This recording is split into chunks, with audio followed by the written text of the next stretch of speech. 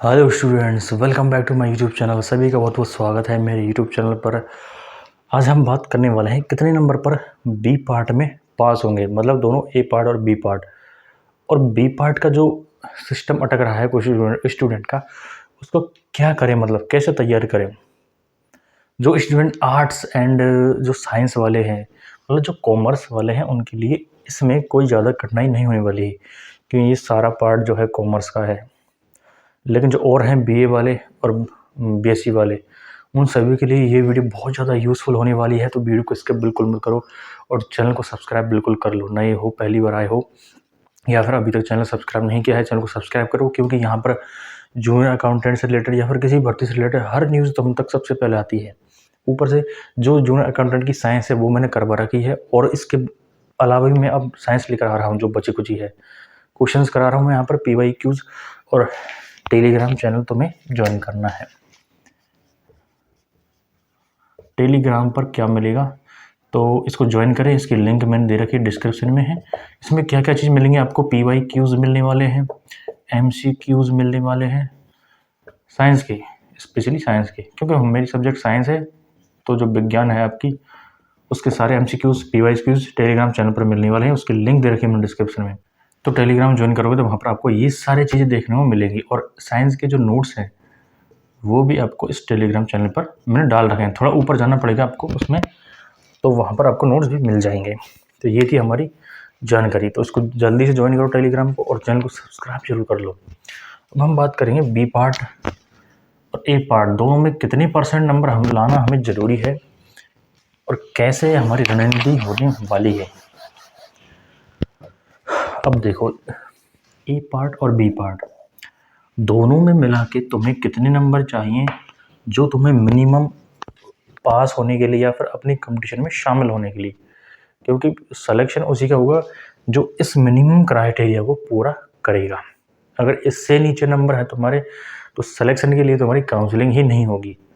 आई बात समझ में।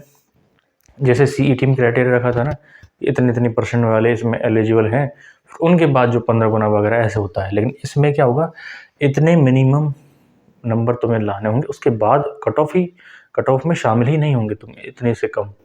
वो परसेंटेज क्या है, वो परसेंटेज है तुम्हारी 40%, 40% नंबर दोनों में मिला के।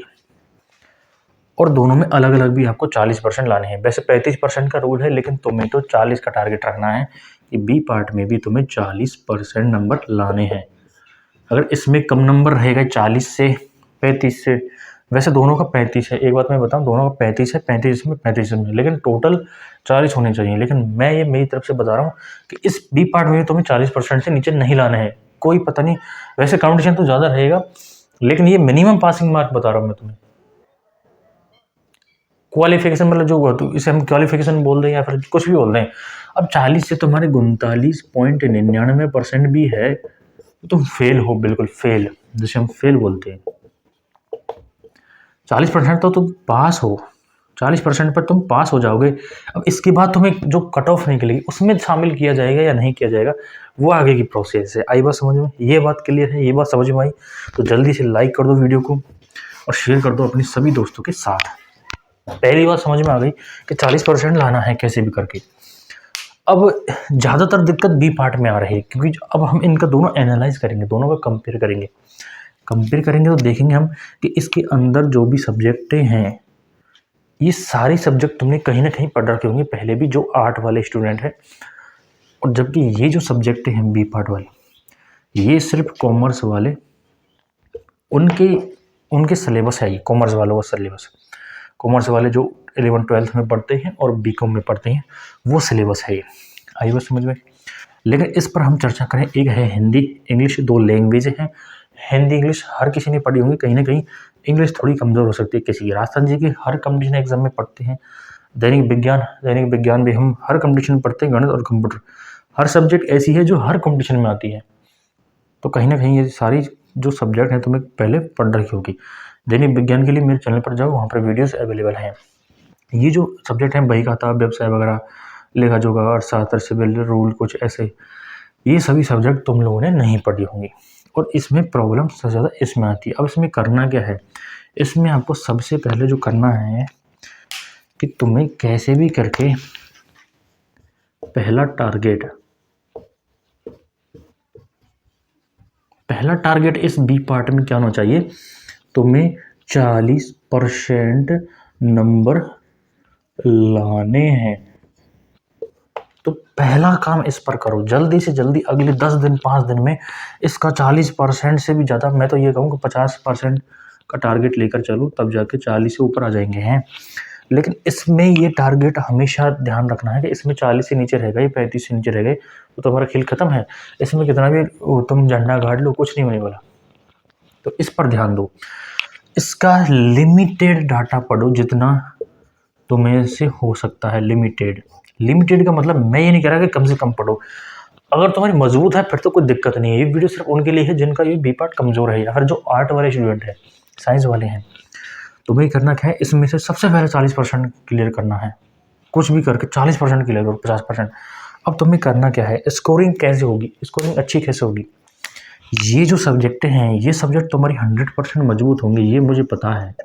सिर्फ इंग्लिश को अगर छोड़ दिया जाए तो हर सब्जेक्ट में आर्ट वाले की पकड़ बहुत मजबूत होती है, क्योंकि एक दो कंपटीशन तो तुमने दे रखा हो कहीं ना कहीं पर, 1 बार 2 बार 3 बार, तो ये सारी चीज़ तुमने कहीं ना कहीं पढ़ ली होंगी। और अब जब तुम तैयारी कर रहे हो, 15 में साइड हो, तो पिछले 2-3 महीने में तुम लोगों ने इसी पर ज़्यादा फोकस दिया होगा। तो अब मैं जो बात कहने जा रहा हूँ वो सबसे ज़्यादा इम्पोर्टेंट है कि आर्ट वालों का इसमें अगर सिलेक्शन होगा तो वो कैसे होगा। एक चीज़ मेरे ध्यान में दो कि जो भी बीकॉम वाले हैं उनका ये पार्ट कमज़ोर मिलता है। आई बात समझ में, उनका ये पार्ट इतना स्ट्रांग नहीं मिलेगा, ये मेरी गारंटी है। तो अब आई बात, अब बीकॉम वाले इसमें ज़्यादा स्कोर करेंगे बी पार्ट में, तो करना क्या है, दोनों को बैलेंस करना है। अगर आप बीकॉम वाले हो तो इस आपका जो ये पार्ट मजबूत है इसको 100% मजबूत करो, 100%। और इसमें 450 में से तुम्हारे कम से कम 350 से 370 नंबर आने चाहिए इसमें बीकॉम वालों के लिए। और जो आर्ट वाले या साइंस वाले हैं उनको इसमें 350 से 370 नंबर लाने हैं। इतना बड़ा टारगेट रखो, तब जाके इसमें इतने नंबर लाओगे, इसमें 40-50% ले आओगे, तब जाके आपके मिला मिलू के एक अच्छी खासी 60 से 70% आपकी बन जाएगी। तो अगर कंपटीशन क्रैक करना है तो आपको दोनों पल्लों को बैलेंस करना होगा। जैसे मैं साइंस में सिखाता हूँ, केमिस्ट्री में, कि जो बैलेंस करते हैं दोनों अभिक्रियाओं को, तो ये अभिक्रियाएं हैं दोनों, इनको बैलेंस करना है। इसमें अगर आर्ट वाले हैं तुम्हारा ये पार्ट कमज़ोर है, इसमें इतना स्कोर करो, इतना स्कोर करो इसमें कि इसका लेवल भराऊ आ जाए। लेकिन करना क्या है, इसमें कहीं 40 से कम नहीं करना है। जैसे वो 40% से भी कम रह गए फिर तो आपको कंपटीशन में से बिल्कुल बाहर ही हो जाओगे। तो ये है पूरा मैटर। और ज़्यादा से ज़्यादा अपनी तैयारी पर फोकस करो। तैयारी में फोकस तब आएगा जब तुम एक प्लान बनाओगे। प्लान और रणनीति हमेशा अपने टेबल पर होनी चाहिए कि मुझे कल क्या करना है, परसों क्या करना है, कैसे सिलेबस को क्रैक करना है। सिलेबस क्रैक हुआ, एग्ज़ाम क्रैक हुई, बात ख़त्म। एग्ज़ाम से उसने डरना नहीं है, डरता वही है जिसका सिलेबस कमज़ोर है। और जो नहीं, जिसका सिलेबस मजबूत है वो बिल्कुल नहीं डरेगा, बिल्कुल दहाड़ के जाएगा एग्ज़ाम में। और एग्ज़ाम की इतनी औकात नहीं है जो तुम्हें हरा दे। अगर तुम्हारा सिलेबस मजबूत है, क्लियर है, तो कोई नहीं रोक पाएगा तुम्हें अपने सिलेक्शन से। तो सारी फालतू चीज़ों को बंद कर दो। बस एक महीना बचा है। बस आज 9 तारीख है, मात्र 1 महीना बचा है। ये 1 महीना में क्या चीज़ आपकी तय हो सकती है वो मैं बता रहा हूँ। इसको गौर करके सुनना, इसको लिख लेना अपने टेबल पर। इस 1 महीने में गधे की तरह चलोगे, 20 घंटे पढ़ लेना, मेरी गारंटी सिलेक्शन नहीं होगा। हाँ, क्वांटिटी बढ़ाओ, 12 घंटा 15 घंटा पढ़ो, लेकिन तरीके से अपना प्लान खुद को बनाना होगा कि मेरा सब्जेक्ट क्या कमज़ोर है इनमें से। उस कमज़ोरी को पकड़ना होगा इस 1 मंथ में, और ऐसा रास्ता अपनाना होगा, ऐसा बाईपास, मतलब कि वो कम दिन में वो मेरी कमज़ोरी मेरी मजबूती बन जाए। तो उसी का सिलेक्शन होने वाला है यहाँ पर। अब गधे की तरह एक चीज़ पढ़ोगे, सिलेक्शन नहीं होगा। दोनों में बैलेंस करना है। अगर ये पार्ट बहुत ज़्यादा मजबूत है, इसमें थोड़ा और जोर लगाओ, लेकिन इसमें 40% तो लाने ही लाने। ऐसा नहीं कि इसमें कम कर दोगे। बीकॉम वाले हैं, इस पार्ट को इतना खतरनाक कर दो कि आर्ट वाले तुम्हारे आसपास से लगे नहीं, और इसमें 40-50% स्कोर कर लो। भाई ऐसा कोई स्टूडेंट है नहीं जो दोनों में महानता पैदा कर लेगा, ऐसे कोई इक्के दुक्के मिलेंगे तो उनसे आप पर कोई फ़र्क भी नहीं पड़ने वाला। खींच के 10-15 स्टूडेंट मिलेंगे ऐसे जो दोनों में महान हो सकते हैं। महान का मतलब दोनों में ही 350 स्कोर कर सकते हैं। इतनी कट ऑफ जाएगी नहीं, तो तुम्हें तो क्या करना, तुम्हें बस कट ऑफ क्रॉस करनी है, तुम्हें इसमें टॉप रैंक नहीं लानी है। नौकरी जब भी निचली रैंक वाले को भी वही नौकरी मिलेगी, ऊपर रैंक वाले को भी वही नौकरी मिलेगी, इसमें कोई अंतर तो है नहीं। तो ये थी हमारी बात, इसको जरूर फॉलो करो, चैनल को सब्सक्राइब जरूर कर लो अभी के अभी, उस बटन को जल्दी जल्दी दबाओ और शेयर करो अपने दोस्तों के साथ।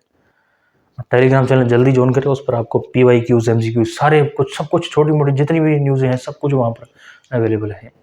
तो जल्दी से जाओ वहाँ पर, और जो भी डाउट हो, कैसा भी डाउट हो, कहीं पर भी दिक्कत आ रही हो, कैसी भी दिक्कत आ रही हो, साइकोलॉजिकल दिक्कत आ रही हो, पढ़ने में परेशानी हो, कोई भी कमेंट कर सकते हो। आई बात समझ में। टेलीग्राम पर मैंने अपना व्हाट्सएप नंबर भी डाल रखा है, वहाँ से आप व्हाट्सएप नंबर लेकर, मेरे व्हाट्सएप है, बिजनेस अकाउंट है, उस पर आप पोलाइटली मैसेज भी कर सकते हैं जो भी प्रॉब्लम है। जैसे ही समय मिलेगा हम उसका अच्छा खासा रिप्लाई आपको करेंगे, बिल्कुल। तो चलो मिलते हैं अगली वीडियो में, सभी को बहुत बहुत धन्यवाद।